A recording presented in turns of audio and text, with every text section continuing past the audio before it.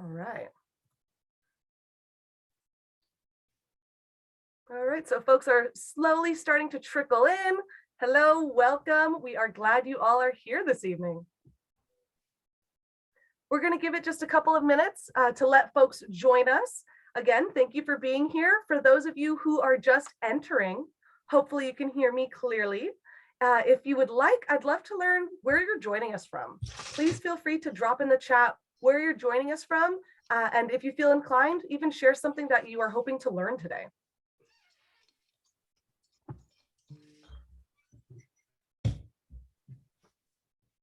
Alicia from Forestville, welcome.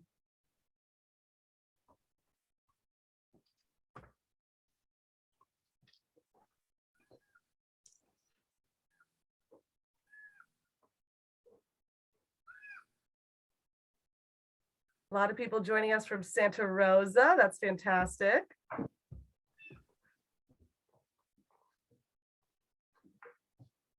Jenna, I see that you have indicated a raise hand feature. Please know that we're going to be engaging with folks in this program via the chat.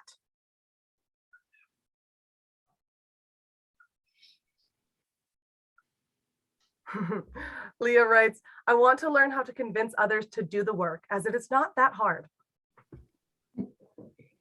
Thank you. I look forward to learning from our experts about the simplicity of drip irrigation.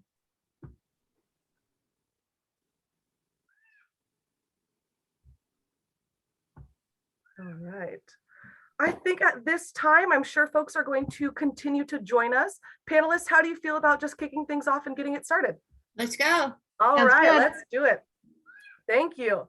Well, welcome everybody. Tonight we are going to be covering drip irrigation basics. We are joined by some amazing panelists and experts from the UC Master Gardener Program and the Garden Sense Program of Sonoma County.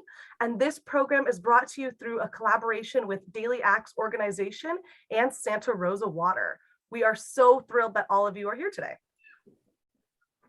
My name is Liz, and I am the Climate Resilient Program Manager at Daily Acts. For those of you who don't know, Daily Acts is a small and mighty environmental education nonprofit based in Petaluma and working throughout Sonoma County to provide people with the knowledge, skills, and resources to be able to live a rich and full lifestyle while also having a smaller environmental impact. Daily Acts works to connect people and build community through our education programs, like the one we have this evening, our action campaigns, and by influencing policies that address the climate crisis. Over the last 20 years, our impacts have been far and wide, and we are so grateful for the partnerships that we've made along the way, and for all of you that continue to show up and believe in the power of your daily actions. So thank you again for being here this evening. As I was just mentioning, tonight's program is a Zoom webinar. So the way that you're going to interact with the program is through the chat box. For most folks, the chat box may be found at the top of your screen or at the bottom of your screen. Questions will be dropped in the Q&A. Sorry if I misspoke there. The Q&A is solely just for questions, and the chat is to be able to interact with your fellow attendees or with your panelists. If you do wish to use the chat, please make sure that your settings are on everyone or all panelists and attendees. And again, if any questions come up, please use the Q&A. We are going to hold all questions until the end of the program. So before we get started talking about drip irrigation, I just want to set a little bit of groundwork. I'm sure you all are aware the drought is still here. It is critical that everyone is saving water whenever possible. It is really important that we all do our part to preserve and extend our water supply, especially during this dry period. Currently, Lake Mendocino, which supplies our upper river communities as well as Healdsburg North, is at about 59% of its targeted storage level. And Lake Sonoma, which provides water to the majority of Sonoma County, is at about 53% of its storage level. So we have quite a ways to go before we are back at safe storage levels. In response to the regional water supply conditions and our historically low reservoir storage, the city of Santa Rosa continues to require a 20% mandatory community-wide reduction in water use. In addition, there are also water restrictions that are still in effect, which I'll touch on in just a moment. Santa Rosa and many other cities are asking residents to make behavior changes that can help to eliminate water waste and conserve water.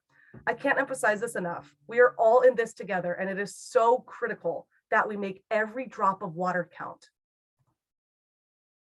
So like I just mentioned, I want to briefly highlight some of the mandates that the city of Santa Rosa has in store. First off, it is prohibited to wash your surfaces with potable water. All of the mandates that I'm about to mention, again, are all an effort to help us conserve water whenever possible. So no washing hard surfaces with potable water. Pressure washing with potable water is also not allowed.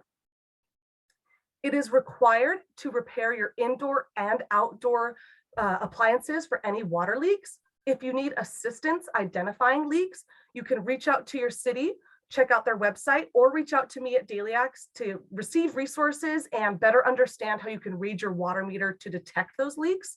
I also know that the city of Santa Rosa has phenomenal resources for leak detection, and they offer free dye tablets so that you can test your indoor appliances for any leaks. It is also required that folks have a shutoff nozzle on all of your hoses.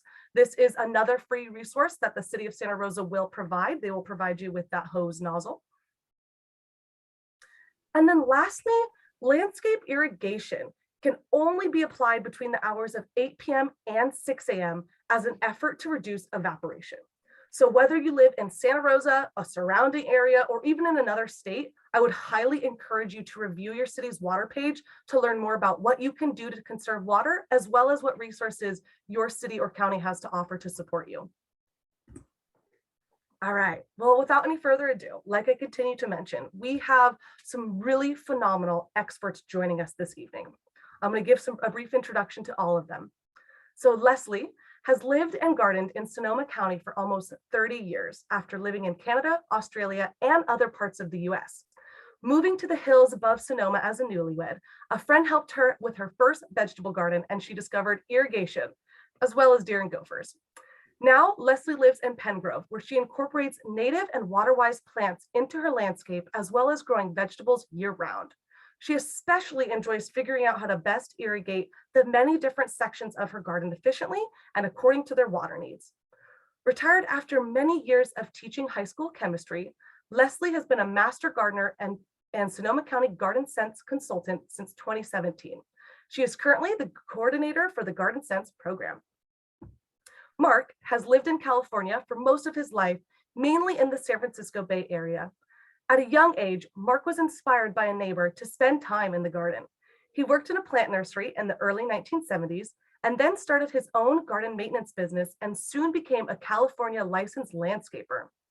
Enjoying the intricacies and challenges of creating irrigation systems, Mark later worked for the city of San Mateo as an irrigation specialist for 14 years. In retirement, he joined the Master Gardeners of San Mateo and San Francisco in 2018 and transferred to Sonoma County Master Gardeners in 2021 when he moved to the city of Santa Rosa. Mark is currently living the life in Sonoma County and serving as a Garden Sense consultant. Mary Lou was born and raised in the San Francisco Bay Area, where she learned to appreciate the art of gardening because her parents strove to make their garden a beautiful, welcoming space for humans and wildlife. Moving to Santa Rosa in the late 1960s, she was busy raising 2 children and earning her secondary teaching degree. Landing a job with the Santa Rosa City Schools, she went on to teach English, world history, humanities, and journalism during her 30-year tenure, achieving the national board status before retiring. Always eager to learn something new and to continue to serve her community and the Sonoma County Master Gardener program is a perfect fit, teaching and gardening. What more could you ask for? So with that, I would really love to pass it over to Leslie, Mary Lou, and Mark to talk to us this evening about drip irrigation. And again, thank you all for being here and for this partnership. I am so excited to learn from you all. Thanks very much, Liz. And let me go ahead and share our screen.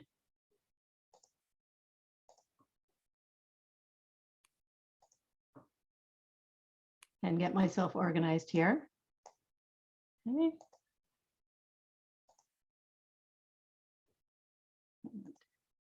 There we go.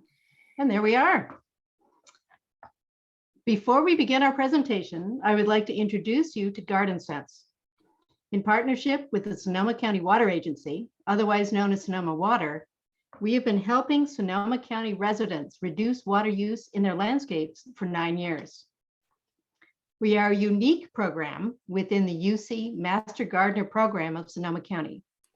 We are the only program where teams of master gardeners visit homeowners in person. During our 90-minute visits, we advise and educate residents who are interested in water conserving measures in their landscape. This includes converting or reducing your lawn, converting your spray irrigation to drip, and or upgrading your existing irrigation to conserve water in your landscape, both of which are topics of our presentation today. We also advise residents on low water use, climate appropriate plants, and provide landscape ideas and suggestions for how to hydrozone. We made a record 289 Garden Sense visits across Sonoma County last year, and we have made over 1,400 visits since our inception in 2013.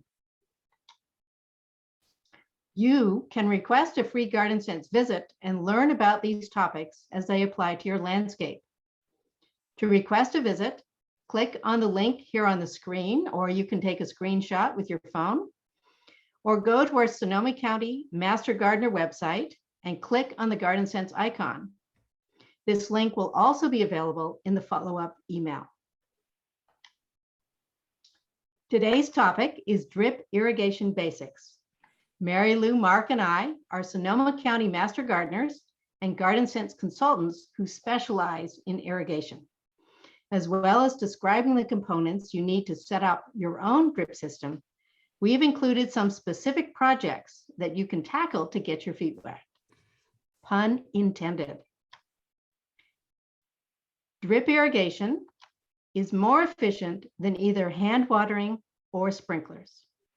Unlike other forms of irrigation, such as sprinklers that are only 65 to 75% efficient, drip irrigation can be 90% efficient at allowing plants to use the water applied. Water dribbles slowly into the ground, which results in less runoff and less evaporation. Drip irrigation applies the water slowly at the plant root zone where it is needed most. There are multiple ways to build drip systems, and we will describe some of them here this evening. Would you tell us about soil, Mary Lou? Thank you, Leslie. Soil, before we get into drip, it's very important that you know the type of soil you have, because it determines how often you irrigate, how long you irrigate, how fast your emitters run, otherwise known as emitter flow rate, such as 0.5 gallons per hour or 0.9 gallons per hour. And how far apart you place your drip emitter, 6 inches, 12 inches, 18 inches. So the three components that make up soil texture are sand, silt, and clay. Sand is coarse. It's made up of large particles and has large pore spaces that can accept water quickly. Clay is made up of fine, tiny particles and tiny pore spaces. Silt has a structure in between. These characteristics affect how water is absorbed into the soil. We need to adjust our irrigation to best suit the soil type in our landscapes. Think of it this way.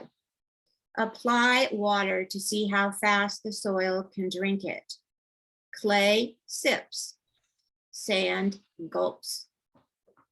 Water moves easily into and through sandy soil, so frequent irrigation with short run times works best. Gravity is the main force on water and sand. It pulls the water straight down and out of the root zone. Add water faster with a higher emitter rate, such as 0.9 gallons per hour. Apply water slowly for clay with a slow emitter rate, such as 0.5 gallons per hour. The soil can only take it in slowly, sip it. In order to get enough water into the soil, you may need to stop and add more water a little later, for example, an hour. Water hangs onto the clay particles for a while due to capillary action, described as the movement of water within the spaces of a porous material due to the forces of adhesion, cohesion, and surface tension.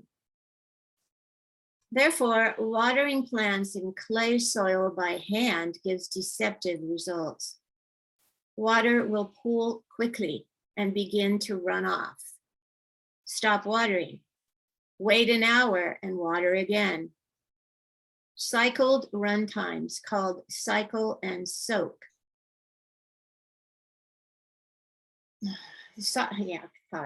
Help push the first cycle's water further down because you let it soak in and then add more water.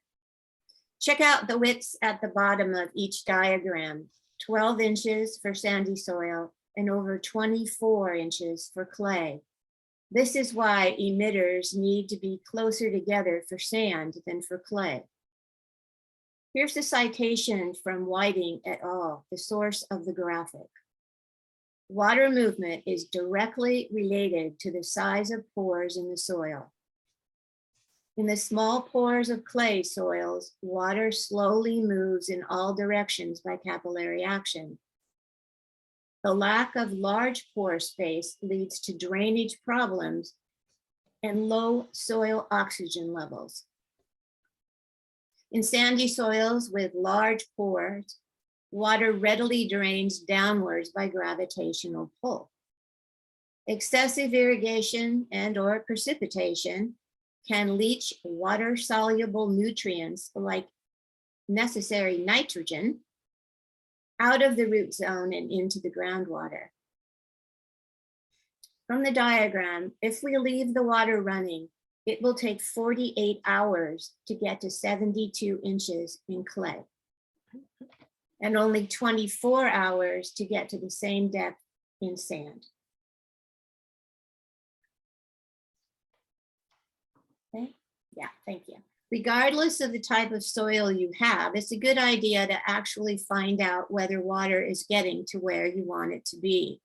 Here are a few suggestions for how to do that. Wait until the water has infiltrated into the ground, then use your finger or a screwdriver. Use a soil probe as shown on the slide, or dig down with a thin trowel. When soil moves from wet to dry, you can feel the change in consistency. There are a few ways you can find out your soil texture. Have a soil sample tested by a lab, or the do-it-yourself. Google soil ribbon test to find directions and videos. That's soil ribbon test you can Google.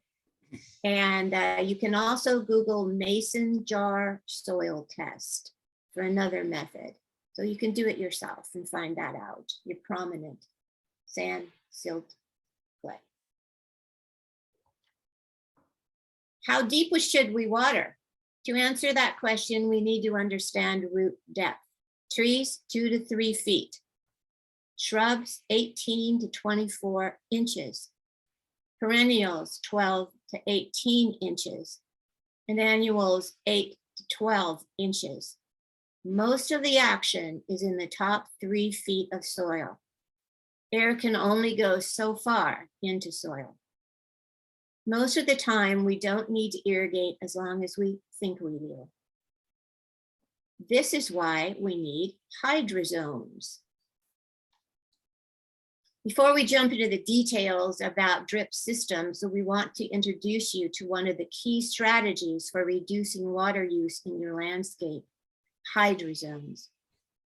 Hydrozoning means grouping plants with similar water and sun needs together on the same valve. To water these groups of plants efficiently, we create separate irrigation zones within our landscape. Each zone includes the source of water and all the associated irrigation. For example, one valve or hose bib, plus all the drip tubing coming from that valve or hose bib, otherwise known as a faucet, that doesn't necessarily mean that all the plants are in the same place. Check out how the shrubs and perennials are watered together and trees are on their own valve. So looking at this diagram, you can probably discern that it is easier to do hydrozoning before you have an established landscape. And don't forget your containers. Your pots on the porch require daily water with short run times. Trees need very infrequent deep watering. Note that this hydrozone diagram does not reflect the current Firewise landscaping recommendations for no plants in the 0 to 5 zone around your house, where inorganic types of mulch are best. So if you have an established landscape and you're looking at this diagram and going, oh my goodness, how can I possibly do that? Well, it can be done in phases. It's not impossible, but when you are dealing with an established landscape, you have to water to the plant that requires the highest amount of water.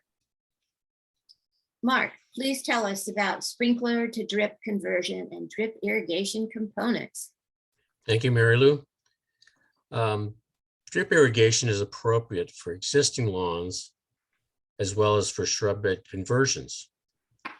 Drip irrigation results in less runoff, less evaporation, fewer weeds, and when you have drip, no plants are blocked out by the sprinkler heads. No water on the leaves means less fungal disease, especially important when water restrictions mean we irrigate only at night. The picture in the slide shows a typical sprinkler head installation to PVC.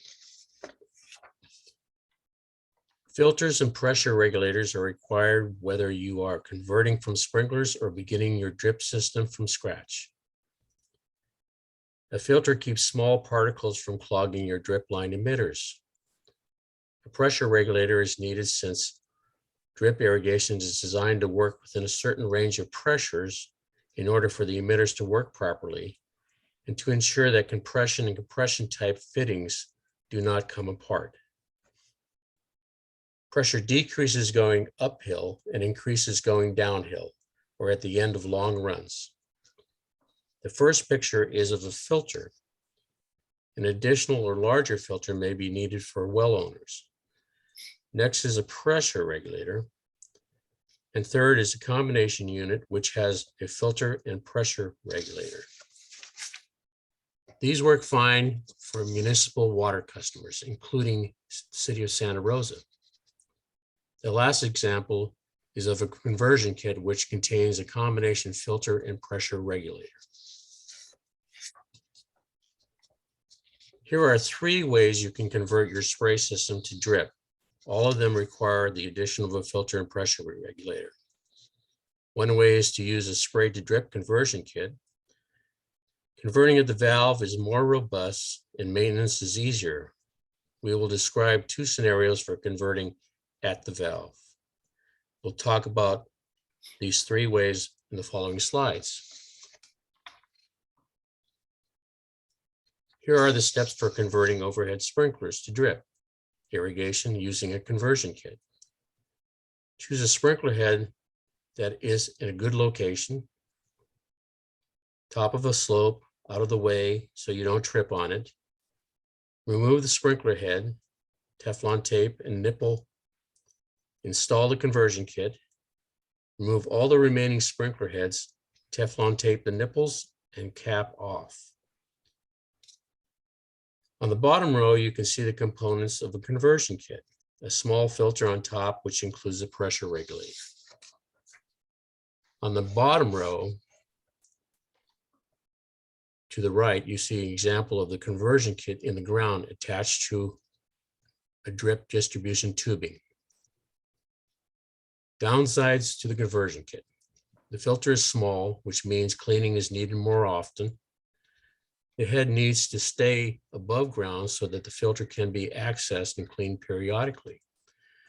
The lines sometimes, talking about the distribution lines, sometimes need to be disconnected in order to accomplish this, but not always. And the above ground head may be kicked, stepped on, driven over, or inadvertently broken in other ways. Converting a drip system at the valve provides a more robust system than a conversion kit. Two versions are shown here. In version A, you abandon all the underground PVC, add the required filter and pressure regulator right at the valve, then run your drip system from there.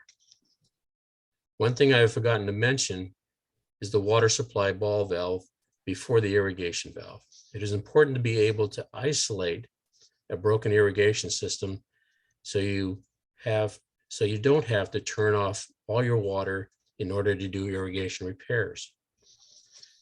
Also, an anti-siphon valve in the example is a backflow preventer.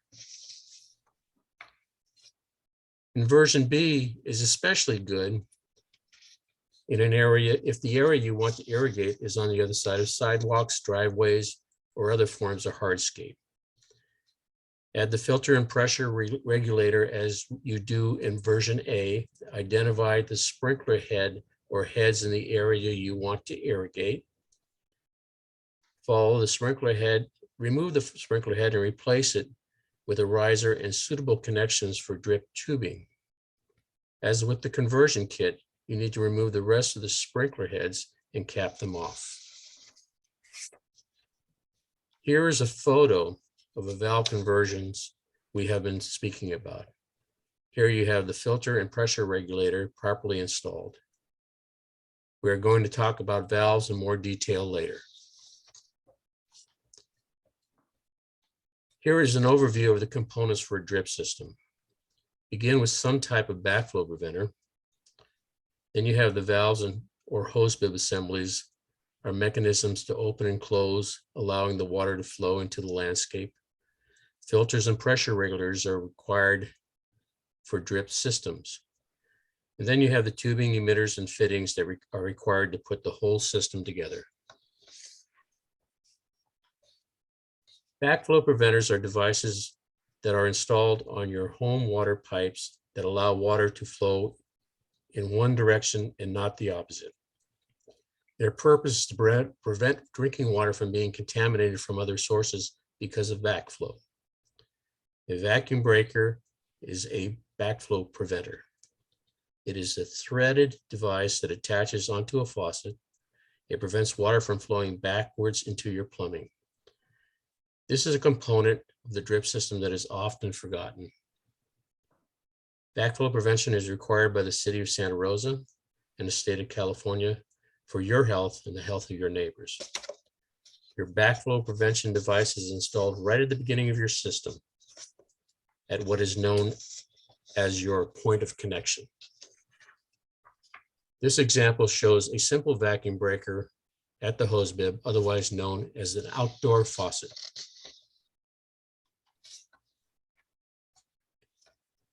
Valves are the gatekeepers for your irrigation system. Here are examples of two typical valve installations. In the left-hand photo, you can see the anti-siphon valves, which have two components. One is the valve itself, and the other is the vacuum breaker to prevent water from moving back into your house. These valves need to be located at least 6 inches above the highest level of that individual valve system or hydrozone, and at the top of a hill if your landscape is on a slope. Here are filters and pressure regulators below, as you saw in the previous slides. Filters come before the pressure regulator because you want to keep the pressure regulator clean. Wires from the solenoid connect to the irrigation controller. If you have room, place your valves far enough apart to allow enough space for your hands and repairs. Be sure to create a map of underground piping. These above ground anti-siphon valves are easier to maintain and are what you most likely will see in residential properties. If you are on a hill or you want more information about your specific situation, please ask us in Q&A. On the right side is an example of an underground valve with the same components as the above ground valve, the anti-siphon valve we showed you on the other side of the slide here, except for the backflow preventing device, which will be needed to be added close to the point of connection. Underground valves are less visible and a good choice for fire-prone areas, as soil is a good insulator and protects the valve from heat. It's a good idea to line your valve box with wire and gravel, so gophers, moles, and other critters don't fill up your boxes with soil. Hose bib assemblies, which are connected to your outdoor faucet, are alternatives to permanently installed valves. They are especially useful for small projects, such as a vegetable garden or a particular part of your landscape. An easy do-it-yourself project and the way to get your feet wet in the world of drip irrigation. They consist of a battery-operated timer on the hose bib. You have a valve, timer, backflow preventer, vacuum breaker, filter, pressure regulator. Even on city water, you can have small particulates, so you need to filter. Drip irrigation has very small openings that can easily clog. A pressure regulator is required to drop the water pressure between 15 and 30 pounds per square inch. There are multiple variations on these assemblies, and ask staff at an irrigation store for help. They might have some ideas for you. The key components are circled here in this photo. If you want to have the ability to attach a hose, you can use a Y splitter before the timer. Mary Lou, would you please give us some examples of drip irrigation? Thank you, Mark. There are a number of ways to deliver water to your plants. Inline drip tubing has become very popular in the last few years for home gardeners. It has been used for many years in agricultural settings. Point source emitters, as shown in the top left-hand picture, have been around a long time and are good for many applications, especially sparse plantings. We will talk about each of these in turn. Okay. My computer just got. All right. Note that you can use 1/2 inch inline drip around trees and shrubs. Whether inline or point source, the emitters come in different flow rates.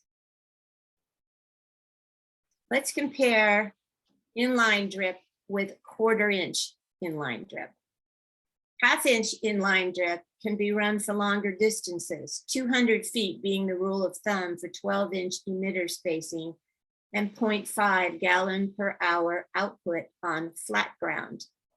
It's great for landscapes where roots touch or intertwine and in large raised beds. 1/4 inch drip line can only be run for much shorter distances due to friction within the smaller diameter tubing. 19 feet, for example, for 6 inch spacing.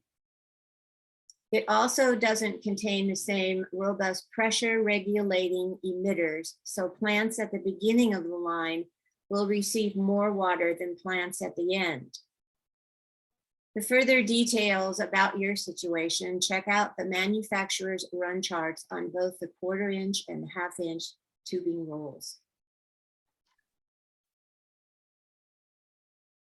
There are a number of companies that produce inline drip tubing. Make sure you choose inline drip that has pressure compensating emitters. We're going to say that over and over again, but it's very important.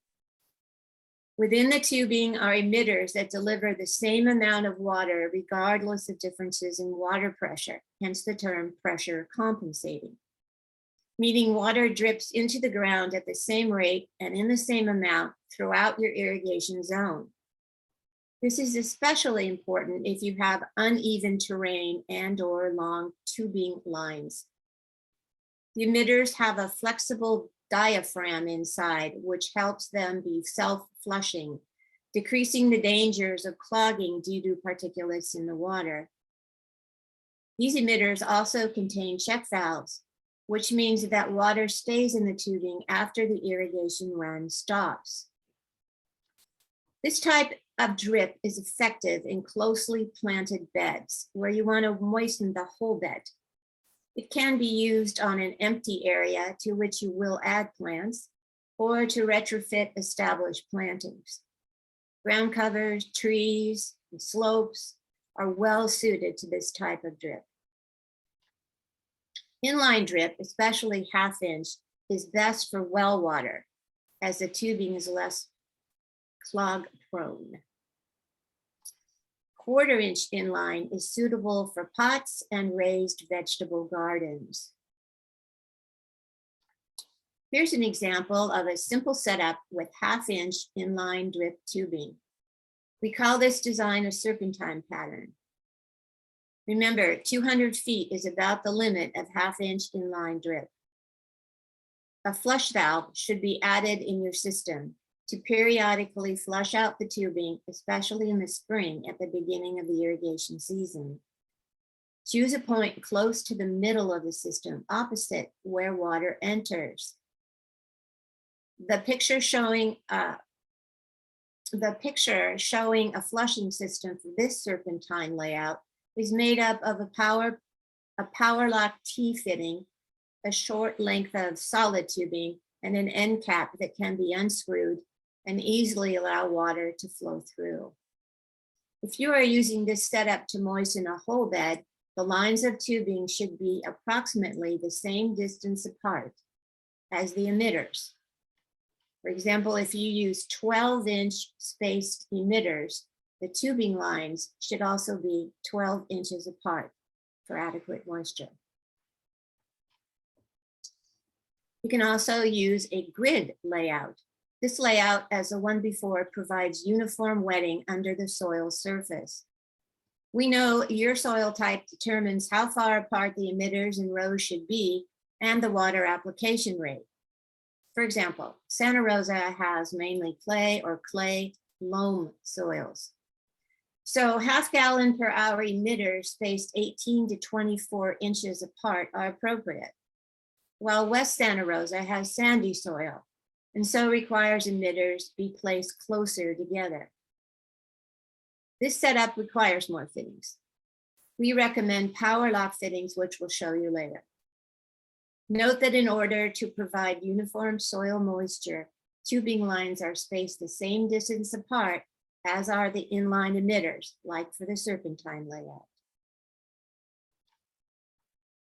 Installing irrigation on slopes can be tricky. Tubing should be placed across the slope along contour lines. If the slope is especially steep, increase the distance between the lines as you descend down the slope, especially near the bottom. The tubing should be above the plants because water flows downhill. You may need extra check valves in the lines for a very steep slope. Otherwise, water will drain out at the bottom because the pressure above is more than the emitter pressure compensation can handle. Leslie, now that we know more about the components, what can you tell us about practical applications in the landscape? Thanks, Mary Lou. Goody, I get to talk about projects. Let's first take a look at how to use drip tubing to water trees, which require infrequent and deep watering. You can use either inline drip or point source emitters. And then you want to adjust as the tree grows. So your drip line should be placed at what we call the drip line of the tree. We're using the same terminology here. Basically where the rain is going to drip onto the ground following a rain or during rain, that strange creature we don't know about. And that's about where you put your tubing. Now, some trees you need to have that tubing even further away depending on its root system, but this is a good place to start. You want to choose the appropriate gallons per hour and emitter spacing for your soil. Let's talk about raised beds. For continuous watering in a vegetable raised bed, 1/2 inch inline tubing in a grid pattern with appropriate fittings works well. It's sturdy and effective. This is how the Windsor Community Garden has set up their vegetable beds. And perhaps you can visit there and see how this works in practice. And although it isn't in this picture, they always have shutoff valves, which you will see in the next slide. Here is a more detailed view of the drip irrigation components for a raised bed. Although raised beds are often used for vegetable beds, the same principles apply for raised beds with ornamental plants. Begin with a header line with tubing coming off of it. So here is the header line here, and you can see the tubing coming off like this. You can use 1/4 inch or 1/2 inch inline tubing, depending on the size of the bed. For your typical vegetable bed of 4x8, 1/4 inch inline drip works well. For longer or larger beds, 1/2 inch inline drip is more suitable. To evenly moisten the bed, the line should be the same distance apart as are the emitters from each other. You can see these were probably approximated, and that works just fine. Add shutoff valves for each line so that you can fallow that part of the bed, or so you can isolate and do some repairs. Our food gardening specialists developed some creative ways to save water with lines further apart. And our Master Gardener website has more information. And I think there will be a link to the food gardening parts of our website on the follow-up email, so you can check this out. Now here's a slide that you may be interested in taking a photograph with your phone, so you can take it off to the irrigation store. If you have pots and want a good project to start with, here is one for you, and here is the shopping list. There are multiple ways to use drip to water plants in pots, but this is a way that we like. The 1/4 inch drip works really well, and I've listed all of the components on the slide. We begin with a 1/2 inch distribution tubing, and you can see that in 2 places on here. This is actually on my back deck. And from there is a 1/4 inch distribution tubing, otherwise known as spaghetti line, that comes up to the pot. Then there is a type of shutoff valve, 1/4 inch shutoff valve. And the irrigation stores have various names for these. But I think if you said shutoff or 1/4 inch, they'd be able to help you. And then rather than forming a T, if you do this as a single and put a goof plug in the end, then you can easily change out what is in your pot. You can just remove the tubing from it. For larger containers, you can place the tubing around the plants in a spiral fashion. Now, pots require really short run times, only 1 to 2 minutes, generally on a daily basis, and they need to be on their own separate hydrozone. Mary Lou, would you tell us more about point source emitters and fittings? Thank you, Leslie. Let's turn our attention to point source. Now, what does that mean? Point source drip is effective in sparsely planted areas where you can tailor your system. You begin with 1/2 inch distribution tubing, then add individual pressure compensating emitters near your plants. They work in the same way as the built-in emitters in inline drip tubing. Be sure to use the same emitter rate on the same distribution line. Rather than wetting all of the area, you restrict your watering to the plants themselves. For clay soil, like Santa Rosa and Rohnert Park, 1/2 gallon per hour drippers are recommended, the same as for the inline drip. Other parts of the county, like Sebastopol, have sandy soil. Higher emitter rates are fine for these soils. You can place the emitters either directly in the 1/2 inch distribution tubing or at the end of 1/4 inch solid distribution or spaghetti tubing. We recommend you minimize the use of spaghetti tubing around trees, shrubs, or perennials. as the connections are easily stepped on and broken. We use point source emitters to water specific plants rather than moist. Did I say that already? No. This takes some care and thoughtfulness to tailor the emitter system properly. The emitters should be placed at least 6 inches away from the stem or trunk of the plant to prevent diseases and fungus attacks. The drawback of these emitters is that you have to expand your tubing configuration as the plant grows to match its root growth. Use the canopy of the plant as a guide, as you see in the diagrams. It's very easy to install and forget. We've seen emitters tied up at the base of trunks where the roots have grown around and through them. Impossible. To begin with a plant from a 1 gallon or smaller nursery container requires only 1 emitter, while plants from 5 gallon containers require 2 emitters and 15 gallon containers at least 3. As the plants grow, more emitters need to be added. Fittings are the parts that connect your drip line and allow you to make different configurations. Whether you are using 1/2 inch inline drip emitter tubing or a black distribution tubing for point source drip, we recommend power lock fittings. A number of different manufacturers make these, all have similar names. Shutoff valves are also useful. 1/4 inch drip, inline drip, and distribution tubing both offer a number of different fittings analogous to those for 1/2 inch inline drip. For example, spikes, elbow, T-connections, and shutoff valves. Goof plugs have many uses. You can repair a 1/2 inch line when changing your mind, and you can plug 1/4 inch tubing ends with it. Irrigation staples keep your tubing where you want it and close to the ground. They're easily forgotten.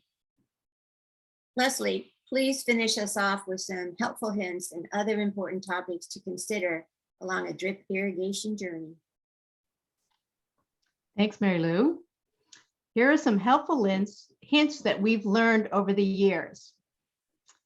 The first is to use appropriate tools for the various actions you will need to put your system together. Use hose cutters or your pruners to cut your tubing.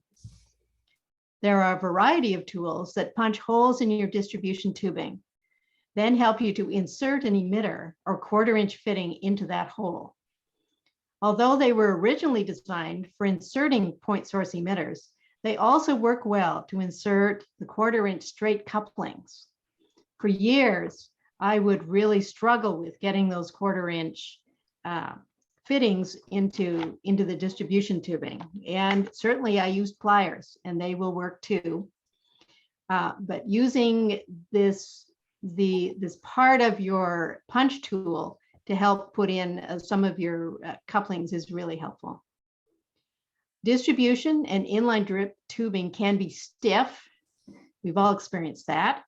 And that makes it difficult to attach fittings or to place it in the landscape.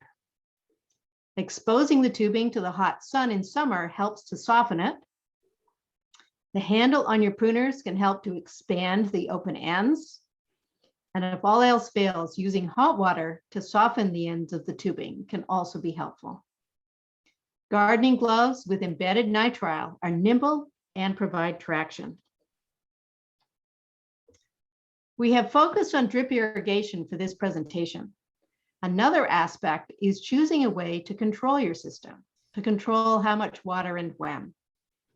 Here are a few criteria for you to decide whether to choose an irrigation controller, which is shown here just as a box with a sensor attached to it, or a hose bib assembly, which is here on the right, to manage your drip system.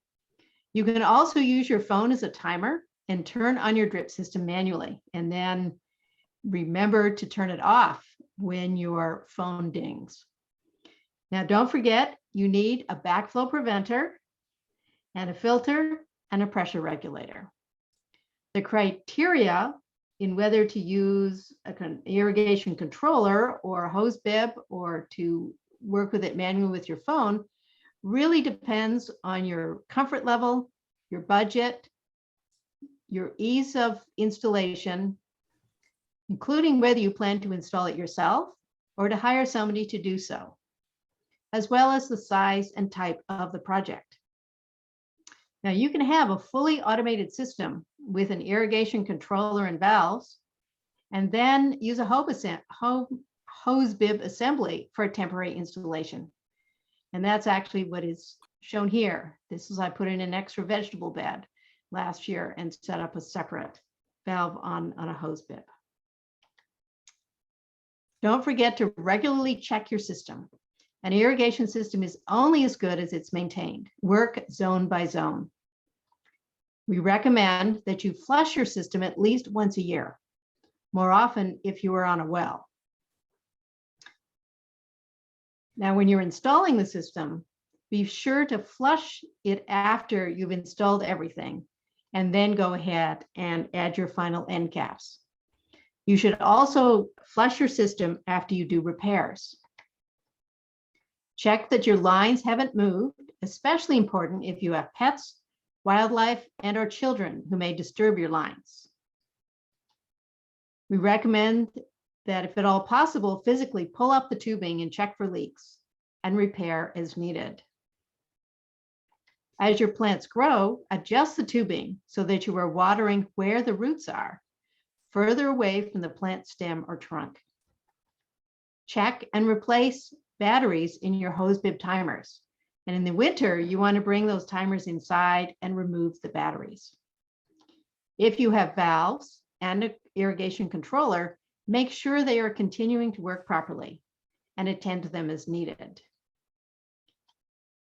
Be sure to have all these required items on hand. It will make your life so much easier. The tubing, fittings, goof plugs, and those staples. We recommend that you purchase your supplies from a professional irrigation store. Here is a list of the irrigation stores that are in Santa Rosa. There are others throughout the county. The components are generally of higher quality.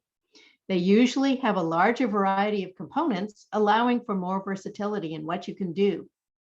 And you can get help from trained staff. We mentioned already that when you go in, say with a picture of the hose bib assembly and say, can you make this for me? They can pull out those parts for you and show you how they go together.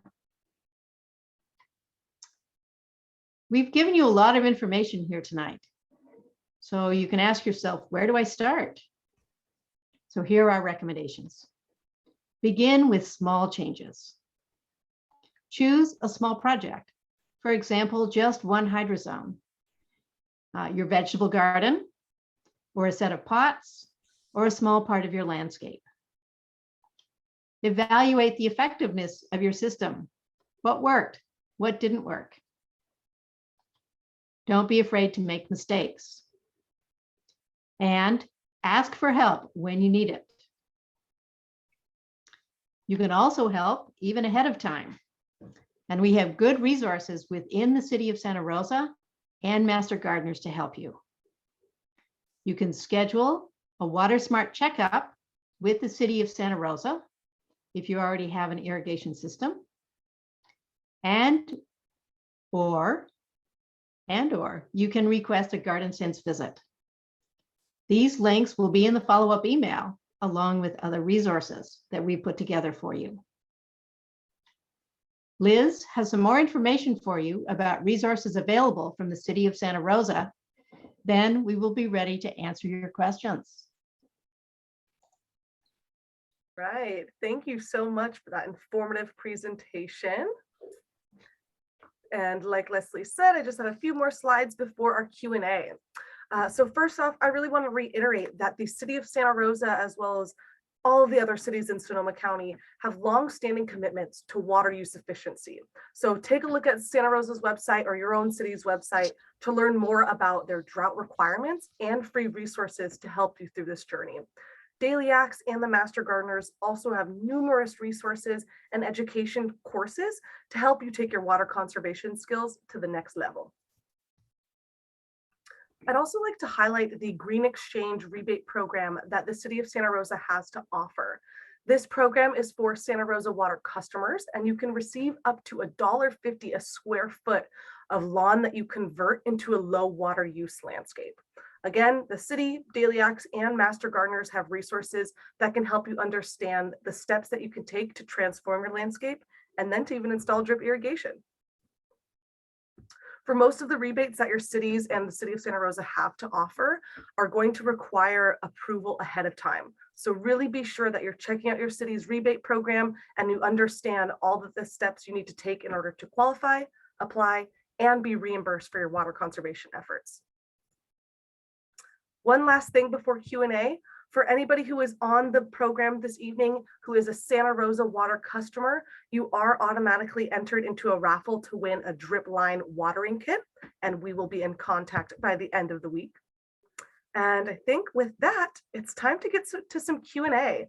I saw a number of really great questions in the Q&A box already, so I'll kick things off. We've got somebody asking, if there's too much pressure in a hose and the connectors continue to disconnect and spray everywhere else, what would you suggest? I think we went ahead and we addressed that in the, I think before this question Yeah, even we came did. up, Yeah, that what you need is a pressure regulator. yeah. Mhm. And if that doesn't solve your problems, you might have to put a pressure regulator on your service line. Sounds good. Thank you. Do you have recommendations for irrigation specialists to hire? I did see somebody drop in the chat, Moises. Hello, Moises. Good to see you here.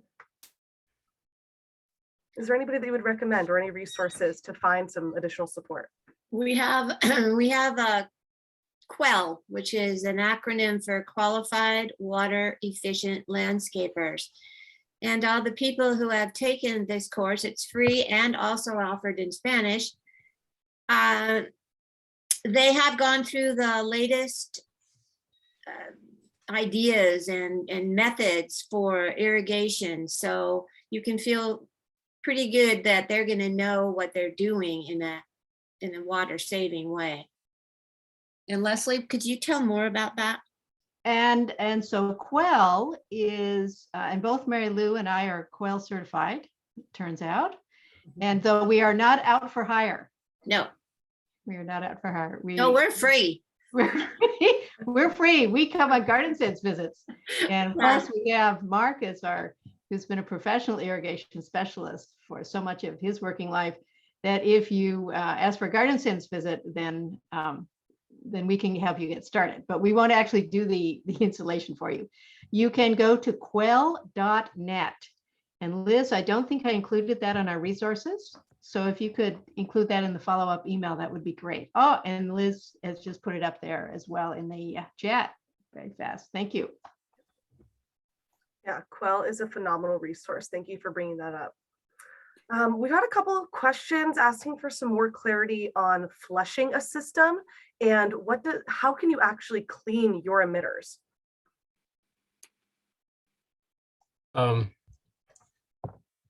The biggest thing is to make sure you flush out at least once a year and make sure your filters are clean because the small particulate matter. If you have an existing system that has clogged emitters, you might have waited too long to flush it out. And you might have to replace that either that inline tubing or those emitters at the end of the 1/4-inch tubing or built into your distribution tubing. It's just a matter of I would first try to flush it out, flush the whole line out and see if you can dislodge everything and then just turn it on and see what happens. If not, you might have to replace that section of 1/2-inch tubing or 1/4-inch tubing or whatever it is. Thank you. So a lot of folks have, I'm sure that you've had experience with this, have inherited irrigation systems that have numerous different issues. So a lot of these I probably will just read off their specific issues, but I know that this is a constant problem. So if you all have any advice on how somebody can troubleshoot an inherited irrigation system, and I guess I'm curious, how can somebody work with what they already have? Or would you recommend if a system has a number of different leaks or is wound up around a plant and isn't doing well, what do you suggest? Do you salvage what you already have or do you start fresh? You can do either one depending on where you are. The first thing is you can ask for a garden sense visit, and we can help you evaluate and say, yeah, okay, trash that, or this looks like it might still work. We're not allowed to touch your stuff, but we can certainly make suggestions that way. I saw there was a question about somebody using using inline drip in loops around plants, and as long as it's a distance away from the stem, that's good. If you really, really, really wanted to add another button dripper on there, you can do so, but you want it to be the same emitter rate as the inline drip. And you probably won't need to do that, won't need to add point source, but that you can do. And if I'm reading one of the Heather's question here, if one of the button drippers comes off, yes, you're going to have a leak. And so you want to make sure that you plug any leaks that you have. And then more suggestions from my compatriots. Yeah, Well, I've just told people, but that, it's very important, Leslie, what you said, because it's important to see the situation. Each situation has its own particular problems or benefits. So really knowing more about that would be the best thing to do. And Mark, sorry. And that's okay. And even if you haven't inherited a system, you have your own system, you got to remember, like we've said before, is your irrigation has to grow with your plant material. It's a constant, it might not be every year, it might not be every other year, but eventually you have to move those emitters out to the drip line and, address any leaks that are happening, because you don't want to waste the water. You want the water to go where you want it to go. Yeah, those feeder roots don't want to go into dry soil. No. Yeah. Now, one thing that we're hinting at, and not even hinting, really being clear about, is you need to maintain your system. And even though we're into this stuff and so on, it's so easy for us to forget. I went out into one part of my garden the other day and discovered at least 3 leaks. And I have gophers, and gophers like to chomp on those And lines. so do voles. And voles do too. Mary Lou has voles. I have gophers, and so you really need to check regularly. And if you don't have voles or gophers, you might have children. Yeah. And children or dogs or wildlife or deer. Yes, that are constantly, especially with point source emitters, they're more likely to dislodge those emitters or that tubing than if it were inline tubing. So something to consider. And it's so easy not to see it. And so that's why we recommend pull up the tubing when you can and walk the line. And just take the time to do that. You do that. And there was something, no, it'll come to me, about 1/4 inch drip, I think. It's one of the reasons we don't recommend spaghetti, because it is so easy to trip on that and have it rip out of the 1/2 inch distribution line. Oh, I know what I was going to say. If you have, like I had, you have a system in and you go and add some stuff to it. I had, a piece of tubing like this with several pieces of 1/2 inch, of 1/4 inch distribution to it coming off. Rather than trying to, change my mind and put little goof plugs in, I tend to cut out sections that have a lot of mess like that and go ahead and put in your power lock straight couplers or put in a fresh piece of black tubing and start again in that area. Black tubing is cheap. Inline tubing is a little more expensive, but it's worth the effort. Yeah, definitely. So when we're talking about maintenance, would you all mind describing in more detail what you mean when you say flush out a system? How exactly do you do that? Well, you take off the end cap that you've put on there. I know a lot of people may not know where a zone, if they have an established garden, they have inherited something, they may not know where the end of their drip line is. So you have to pull it up and you have to trace it out. If you do know, it may be stopped or crimped with what's called a figure 8 fitting that used to be used. We do not recommend them because they do crimp. And you have to take off the fitting in order to kind of uncrimp the line and flush it out. Flushing out means running water through it to push any particulates out. And an end cap that it screws on is the easiest, most effective way to do that. The other thing part of the reason where we suggest that you do a system check in the springtime is water sitting in the line all winter long. You might have algae or all kinds of things going on inside there. You need to flush all that out. And most people that we run into don't even realize they have filter units on their systems, and some of them don't have filter units on their systems. Right. So it's important to make sure you have a filter and pressure regulator, and that you check and clean that filter periodically. And another thing is, if you discover that you don't have a flush on your system, you can go ahead and put it in yourself.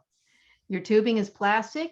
You just cut in, put a T, put a little short line and an end cap on there, and there you have your built-in flush. And it's a good idea to put something there.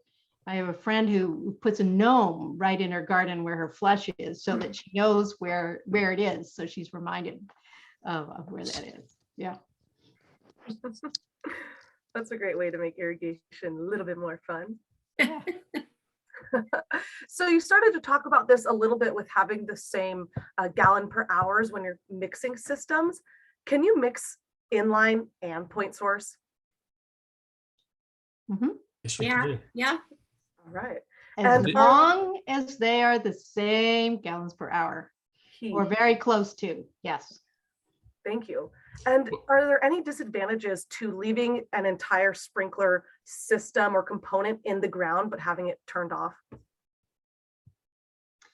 I think what you want to do is make sure you capped it off well enough so you don't end up with a leak. Yeah.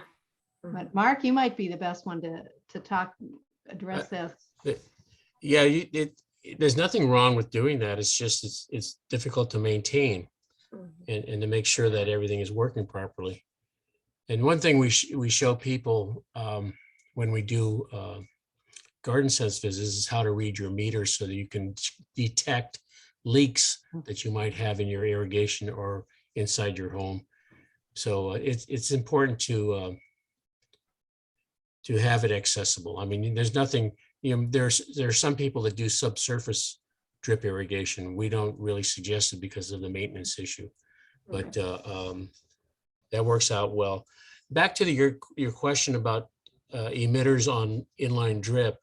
What we tend to see sometimes is that people are used to sprinklers and they'll put these micro sprays on their systems. And just as a warning, all the advantages to drip are out the window when you do that. I mean, because you're not putting water where you need it necessarily, and the fungal issues and also the distribution rates on most micro sprays are very high. So if you run them for the same period that you're doing your inline drip or your point source emitters, you're overwatering with your spray heads, your micro sprays. And they fall down. They fall down, they get kicked down, and and then Easy to break. And the tops will come off of them, and yeah. So anyway. So we do, as you can tell, we have particular opinions about this and strongly recommend inline drip. Yeah. Well, we invited you for a reason, so I really appreciate you sharing your expertise and your experience. I had mentioned to the group previously, but in my experience with irrigation, the best practices seem to ever be evolving, and now I've gotten very familiar with inline. I've strayed away from spaghetti. I had a whole plethora of issues with that, and inline seems to be tried and true. It all depends though. Yeah, it depends on yeah, what the use is. So Exactly. yeah. In my garden, I have nothing but inline drip. Yeah. I have no point source emitters at this point. Mm-hmm. But definitely, I love how you all brought up the fact that if you do have large unplanted areas between plants and irrigation, then maybe point source is a better option. So you're not. It's important to keep your soil healthy and well irrigated, but maybe it does make more sense to have point source. Well, actually, there's another way to do this, and that is to have blank tubing between in the areas. So that's what I have out in my front yard. Is I've got trees and shrubs, and I've basically built circles. You know how it always stays round, even if it's been out in the sun. So I just have big loops that are around my trees, but it's all connected to just straight black tubing, regular distribution tubing, rather than you can splice that anywhere. Yep. So that you're not watering those spaces between the plants. Right. So just with a couple of couplers, you just basically cut a section out and you put your couplers in, and then you've eliminated all those emitters in that space. Yeah, a lot of opportunities for creative design with irrigation. Absolutely. Yeah. We've got a question from MB about the Garden Sense program. Do you all do consultations focused on irrigation for food gardens? We don't really do that because food gardens are high water use, and we are focused on, and the way we got started was with landscapes. Garden Sense was begun way back in 2013 when Sonoma Water was trying to get people to take out their lawns, and some of our master gardeners said, hey, we can help you with that and help, suggest some plants and so on. And so our focus has been on ornamentals. Now, that being said, if you happen to have a vegetable garden, when we're visiting, some of us know a little bit about vegetable gardens and can give you some advice at that point. But we're not the specialist. And there are tons of stuff about food gardening on our website. Yeah. So that's where we recommend you look. And again, that link will be in the follow-up email. What about food forests? Would you do a consultation for like fruit trees and abundance of different fruit trees and how to irrigate that?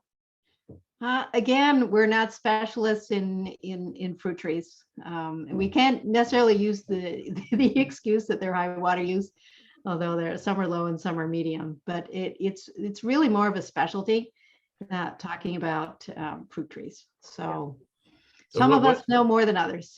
Well, one thing we always stress, no matter what kind of plant material you're using or you're watering in the landscape, is make sure you mulch everything. Yeah. I mean, because and make sure your fruit trees are all their own separate hydrozone. Yes. But mulching is very important in order to retain that moisture level in the soil. Yeah, keep it away from the trunk. Yep. Yep.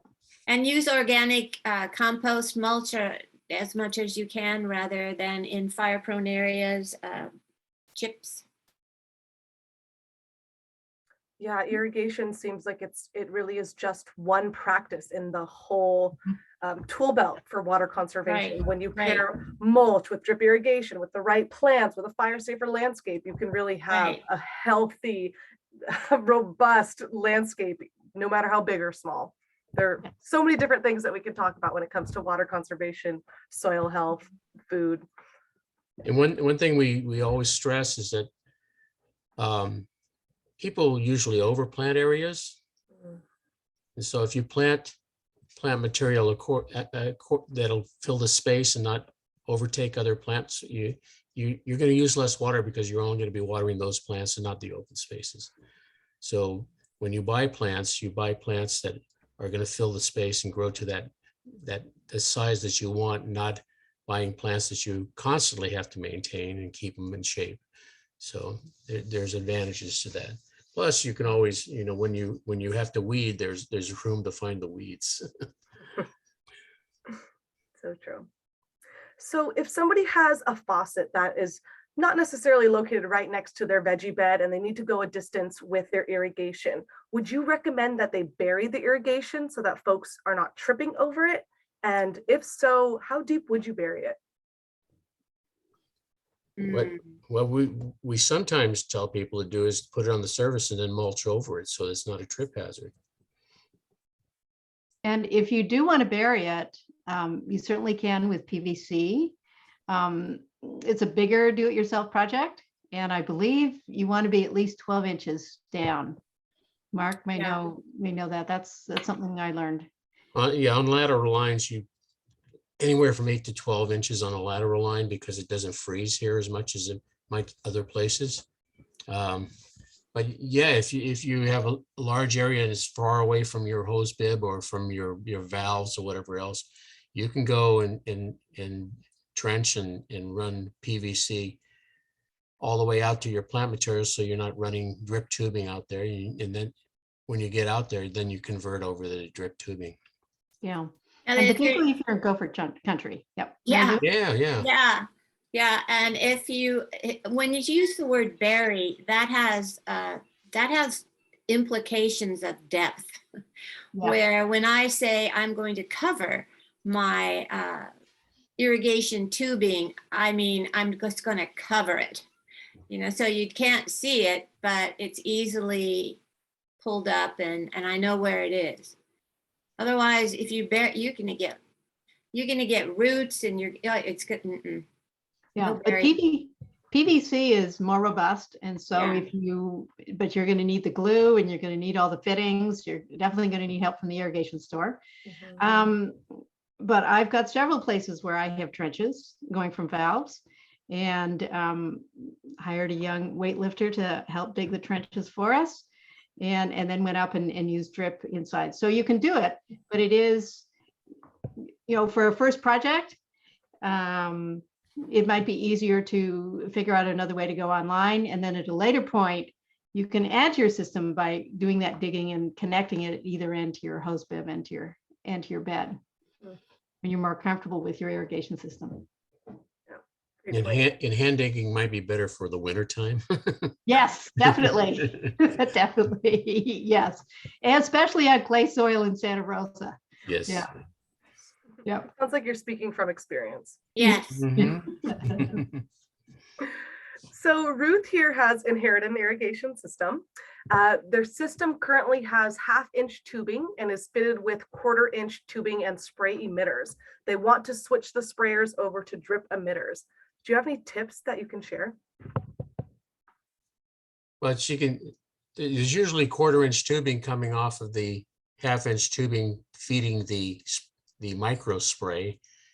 You can add an emitter at that point, depending on where your plant material is, or you can take the 1/2-inch tubing, put a T in it, and bring it to where you need your water to be distributed.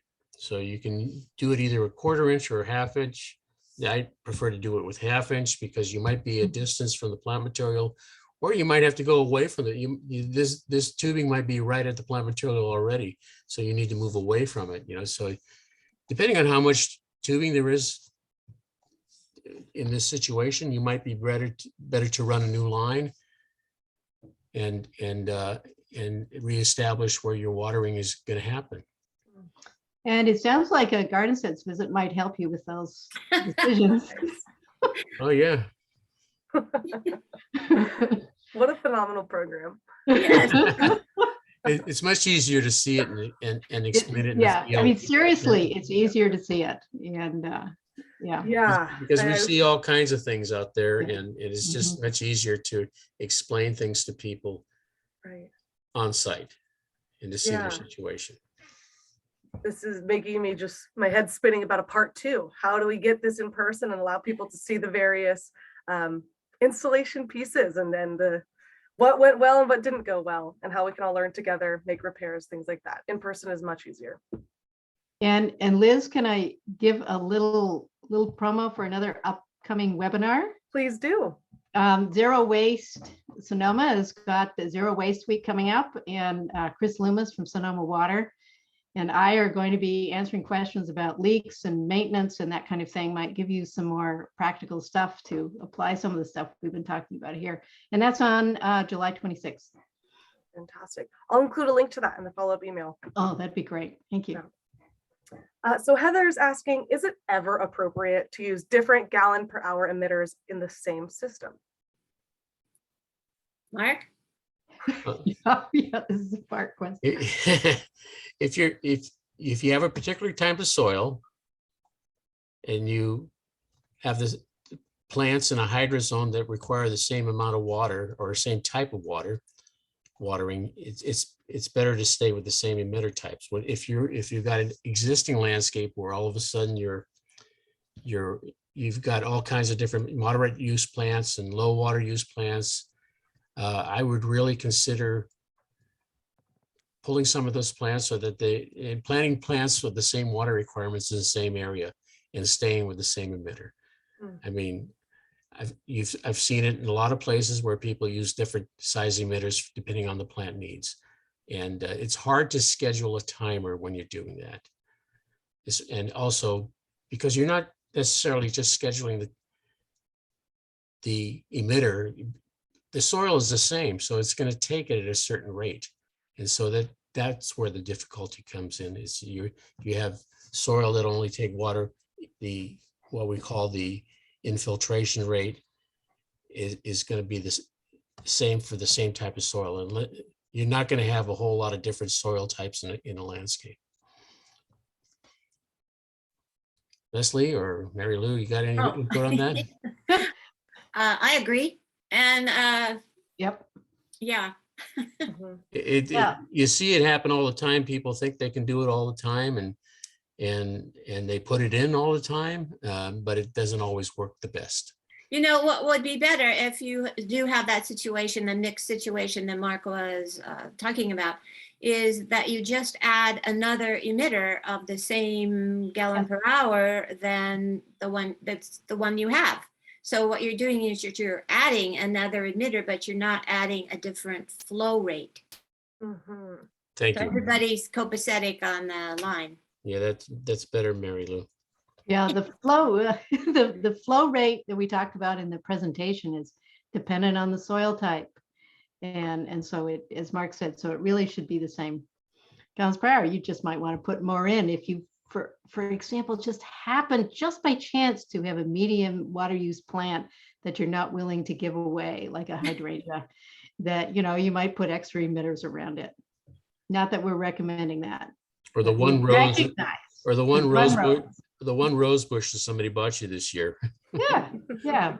You know, we all have plants that we're attached to, and there's a reason they're there. And then gardening practices have changed as we've learned more about low water use gardening and climate change and drought. So sometimes you make these little fixes for this, and we all do it. I'm not going to claim to be No, me either. Yeah. We're all learning. Absolutely.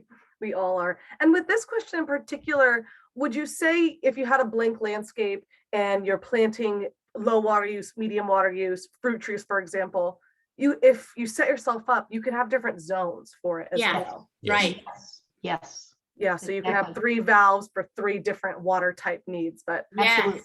I definitely recognize a lot of people do inherit systems or have existing landscapes and are trying to retrofit and improve. So it can be a challenge, but we all are in this together. Yeah, the other hydrozone is for native plant material. Yeah. So you might want a different hydrozones for your native plant material. Right. As an example of the number of hydrozones, when my husband and I moved into our house, there were exactly 2 valves. And on top of that, it was black tubing underground in gopher country. So after a number of years, that disappeared, and we went to hose bib timers. And then after master gardener training, I got all psyched and put in valves and a controller, and we went to 12.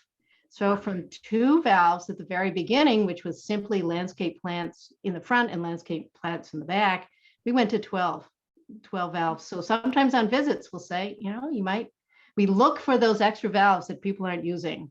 So we can say, here's another hydrozone for you. You want to take care of those trees and you've got that spare valve to do it.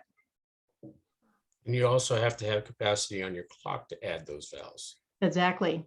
so- Or Mark, can you add a second controller if need be? You can add a second controller, but it's And better valves. to buy a controller that has plug-in options so you can increase the amount of valves it can handle. Yep, that's the best way to go. Great recommendation.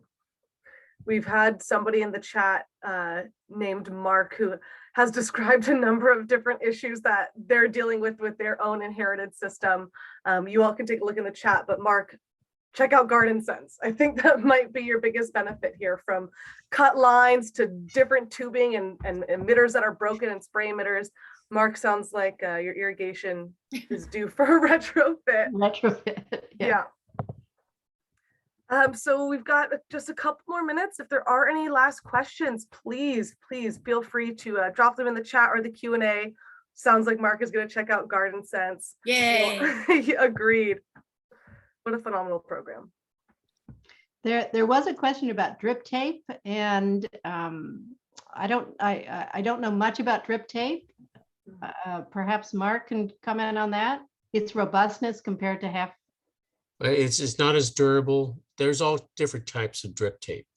There's some that are almost like 1/2 inch drip irrigation, but not as durable. And then there's some that is almost like a tape that you unroll and you can go distances. So it's not as durable for most landscapes over time. And so you might have to be replacing it more often. The other issue is, I don't know how critters will go after that, birds and whatever else, because it is a lot more lightweight, and they, the birds might be pecking at it, or the gophers or the deer will chew right through a line to get the water, so and squirrels too. I mean, let's not forget everybody here. Yeah, all the critters. All the critters. Right. That's right. What would you do if you have already established converted irrigation system and it only has a few zones? One thing you can do, particularly if you're trying things out, is that, and your valves are full, that you're using all your valves, you could go ahead and add a hose bib assembly. And that could also give you the practice of setting up a zone and deciding, okay, do I really want to be watering this, and how to do it? You can actually set up your drip system, and you can later go ahead and upgrade how you control it. So you can start with hose bib timers. I'm sort of going in a couple of ideas here. You can start with hose bib assemblies and then decide, hey, I'm just going to take the plunge now. I've had those for a few years, and go ahead and get a bigger controller and add some more valves. So the other option you have is they make a device called a splitter, where you can add valves in the field, and it works like a toggle, where the first time your irrigation runs, it waters valve number 1, and the next time it waters valve number 2. So that's just another tool in your tool belt that you can use, possibly getting a splitter or a doubler, it's called. That way you don't have to increase your clock size, and you can still have the advantages of, using more valves. But the problem is that you can only schedule that particular station for a certain amount of time, and it'll affect both valves. So if they have to be basically the same kind of water needs on both valves. Good point. I know I maxed out my valves on my property, and I put in a hose bib timer at a far off faucet, and because I'm not going to or have anybody dig through all the rock that I have in my landscape. I mean, that's just not going to happen. So this way you don't have to trench anything and drag a wire down there and PVC down there. I just put the hose bib timer on the faucet, and it waters my little area far off, no problem. Yeah. But you have to maintain that too. Yes, yeah, you have to remember that. And then what you have to do is remember where you put the timer when you bring it out home in the winter. What very careful place did I store it? Yes. This has been really fantastic, and maintenance with everything is essential. None of it is just Essential. install it and leave it. Right. Yep. Yeah. Yep. Well, we're at time. I think that you all have done an amazing job covering an introduction to basics. Leslie, thank you for the plug for an upcoming program about how to detect leaks. This has been fantastic. I can't say thank you enough. For those of you who are still on, thank you all for being here too. I will send the recording and follow-up resources, hopefully by the end of the week, no later than next week. I know there are a couple other things in the chat. MB, I think you and I should touch base offline. Would love to offer some support to you.